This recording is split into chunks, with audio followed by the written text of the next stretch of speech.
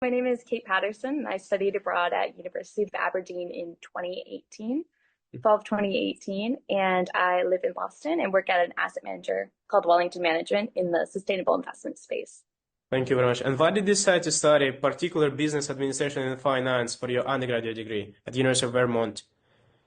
Yeah, so I was originally thinking of going into community development for my Mhm. undergrad, but I ended up doing finance because it was a little more numbers heavy. And in the US, we do the majors and minors, like a class Yeah, you take your second most in. yeah. And I studied math as a minor. So finance was like a good combination to work with numbers, but still work with people.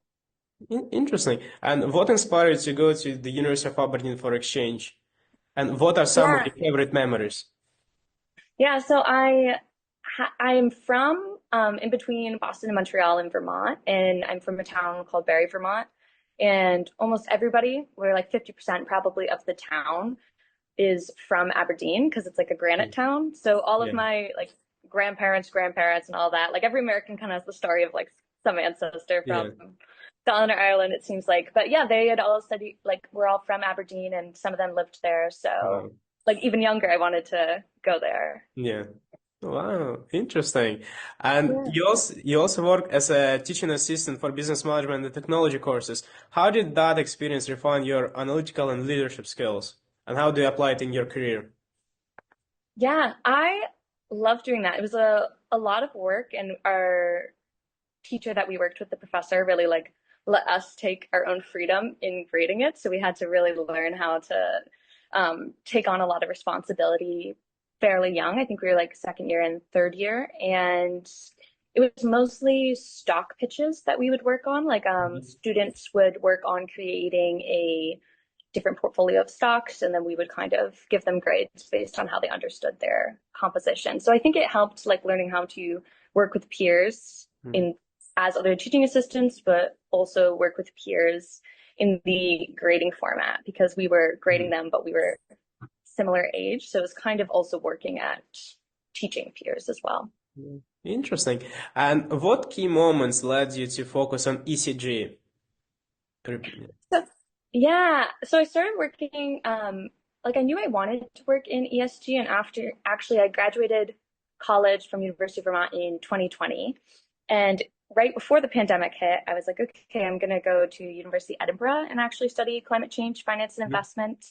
And I got accepted into that, and then there was the pandemic, and I kept Yeah. putting it off, and then found a job here. But my first class, where I think I'd actually probably heard of ESG, was at University of Aberdeen. I took an ethics class with Professor Sims, and we discussed themes of like people, profit, and planet, and sustainable development goals, and things that I still work with today. Interesting. And at Wellington Management, you analyze sustainable investment data. And what are the biggest challenges in ensuring ECG data accuracy and transparency? Yeah, it's kind of a hard one because like ESG means like environmental, social, and governance.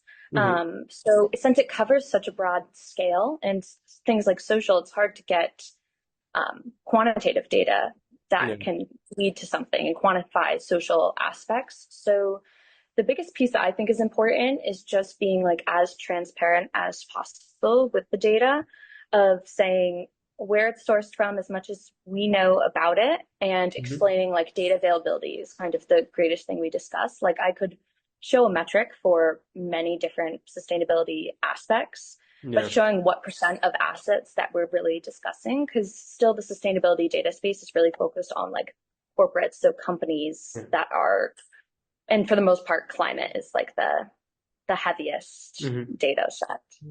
Interesting. And what lessons did you take from your role as project analyst at Vermont Small Business Development Center that you still follow to this day? Yeah, so I worked for Vermont Small Business Development Center during COVID, right when I graduated, and their main goal is helping different small Mhm. businesses around Vermont across any span of the main business categories of marketing, analytics, finance, HR, anything really. You could work with a small business in those each of those areas. So I think it taught me to be fairly broad my when thinking of solutions, of thinking across the board between like how would this be marketed, like especially working on reports Mhm. heavily. It's like important to think how it will go out the door. And if somebody was to look at that as an example, like make sure it's covering all your bases and clearly understood, as well as, yeah, just like really understanding how small businesses work and some of the issues that they face, I think kept me like very grounded. And like, lastly, I worked with young entrepreneurs sometimes in that space, or Mhm. like worked on projects that involved like high school entrepreneurs. And I just think that's exciting and like really important because the business world is so good at creating acronyms and creating spaces where it seems like there's a barrier to understanding. So starting to learn some of those terms young and breaking down Yeah, some of that barrier so everyone can feel comfortable in their business knowledge and finance, I think is awesome. that's very interesting. And what key metrics do you consider when evaluating sustainable investments? So it differs across, like our firm calls themselves a like boutique of lots of Hmm. different products. So it depends on each investor's different philosophy and procedures. But for the most part, what I work on helping across the firm is for our clients that are interested in net Hmm. zero, specifically, yeah, getting that carbon Yeah. down to zero by like zero Mhm. relative to usually a certain point by 2050. So I'm mostly looking at different carbon emissions, like weighted average carbon intensity is a really popular one where you weight the amount of carbon that a company is using per their size per are holding in it, or financed emissions, which is if you were to look at how much a company's carbon, like we are financing through our different Hmm. investments for our clients, like every $1 that we're financing towards their carbon emissions. Interesting, very interesting. And how do you ensure like compliance with evolving global ECG regulations? How do you stay updated on these regulatory changes? And what like strategies do you use to communicate these changes to the stakeholders? Yeah, so this is a really big one because a lot of our reporting, like top, is it needs to be in line with regulation and it needs to be fitting with what we're seeing as the standards, which I mean, one cool thing about being a semi like junior employee in the sustainability space Hmm. was I was able to come in at a level where like this was new to everybody when I started in 2021 or fairly new. So like we've worked together as like a sustainability cohort through that whole time, making sure we're Hmm. reflecting those correctly. But we mostly have teams that are dedicated to that. And then we try to stay up to date as much as we can ourselves and even like beyond regulation. Like I'm sure you know or have heard like in how the US has a very different take on Yeah. sustainability than Europe and Hmm. like Asia. And parts of Australia. So it's important that we like look at it holistically and look within each of those different regions and try to Hmm. keep up. Interesting. And so, how do you apply new evolving technologies in your work? Yeah, so like, do you mean as far as including different types, like AI maybe, Hmm. or like looking at those types of things, Yeah. or like tools? Okay, so yeah, with Yeah. AI, I mean, since we were talking about such a big part of this is qualitative, like social Hmm. metrics, or even like qualitative pieces on climate metrics or governance metrics, like people going to proxy meetings and having Yeah. conversations or meetings with companies. So being able to use AI, I think the goal across the industry, Hmm. um, like a big thing that we report on and a lot of firms report on is engagement. So Hmm. how our firm and people across our firm have conversations with companies, and what kind of objectives come out of that or what conversations come out of that. So using AI, we can start to take notes from meetings like that or take themes and bring them together into kind of maybe some sort of write-ups that are then reviewed and checked, or bringing together just more themes and helping identify like main Hmm. sustainability trends as well. Very interesting. And what trends do you see shaping ECG investment strategies in the coming years? Yeah, it's a good question, and it's again like each region, it's gonna really depend, and every client it depends on how much there is of a push because like as an asset manager, it's like Hmm. our fiduciary duty to do what's best for the client and their investments. And when they tell us to do something in Hmm. adherence with like ESG or net zero, then we do that. But as far as trends, I personally think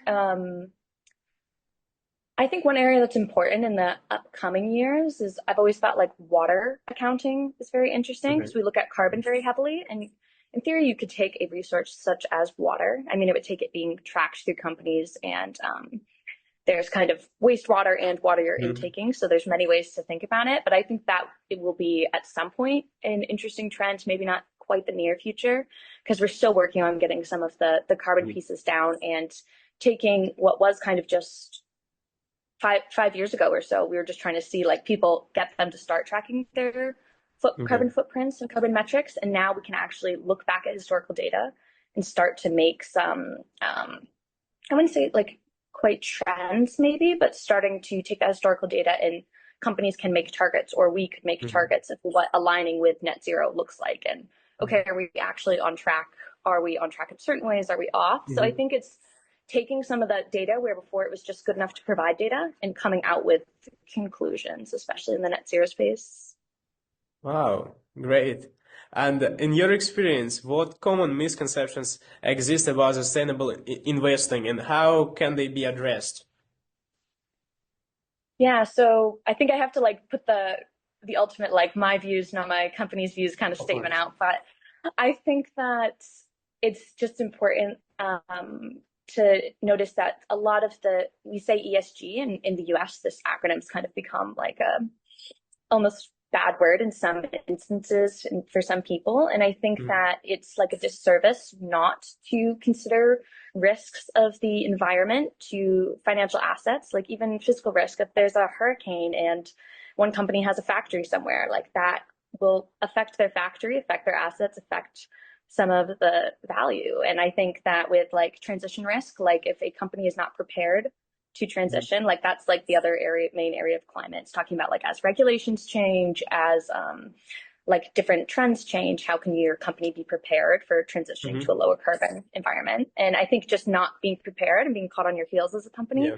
is also a disservice of not preparing, or getting caught up in a scandal is always like, or a governance Mhm. scandal or a social is going to hurt your value as a company. So I think just considering all of those risks is just incredibly important overall. Or even just, I think that and continuing to just be transparent on those metrics, like I mentioned before, of showing exactly how Yeah. we're tracking them and what they mean. And that's going to come with time too, because the biggest question is like, can we measure sustainability? Like some people are like, yes, like we can just like tie these metrics together and say like, oh, it looks like sustainability has not made a profit in the last 5 years, or it has made a profit in the last 5 years.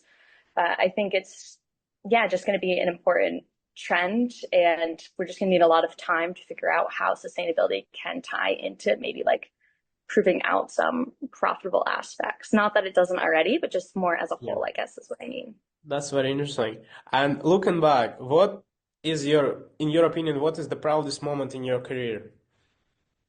Oh, this one was the one where when I read it when you sent it, I was like, ooh. Um, I feel like, yeah, proud of when I can bring multiple people into a new topic Mhm. and get them to the point of understanding it. Like even like as a TA and through this job or through small businesses working with like pain points they're having, of being able to take like something complex and turn it into normal terms and kind of decode it. Like I think at this job, my like I said, my main area is net zero, and I created like was one of the creators of the net zero like standardized report that we have for Yeah. clients.